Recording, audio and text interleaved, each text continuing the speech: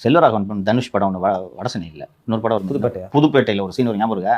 தனுஷ் ஒரு பெரிய ரவுடி மாதிரி அந்த அரசியல் சீட்டுக்கு டிக்கெட் கொடுக்குற இடத்துல வந்துட்டு தனுஷ் ஏதோ ஒரு சீனை காமிச்சோன்னே ஒவ்வொருத்தனா வருவான் பார்த்தியா, இதெல்லாம் பண்ணிட்டு தான் நாங்கள் வந்திருக்கோம், இந்த வேலையை நீங்கள் வச்சுக்காதுன்னு சொல்லுவாங்க. சினிமாவில் ஒரு சூப்பர் ஸ்டார், இங்கே அரசியலில் ஒவ்வொருத்தரும் சூப்பர் ஸ்டார். வடசென்னையில் Sekarbabu super star, Jayakumar super star இல்லையா? இங்கே வந்து எடுபடாது. இவங்களுக்கு இன்னொன்று, அரசு சினிமாவில் விஜய்க்கு அந்த நுணுக்கங்கள் தெரியும். எந்த இடத்துல சாங் வரணும், எந்த இடத்துல இன்ட்ரடக்ஷன் வைக்கணும், எந்த இடத்துல இன்டர்வல் பிளாக் வரணும், இது தெரியும். அரசியல்வாதிகள் 30 வருஷமாக அரசியலில் இருக்கிறவங்க ஒவ்வொருத்தருக்கும் ஒவ்வொரு தெருவும் தெரியும், தமிழகத்தின் ஒவ்வொரு மூலை முடுக்கும் தெரியும், ஒவ்வொரு சமூகத்தின் பின்னணி தெரியும்.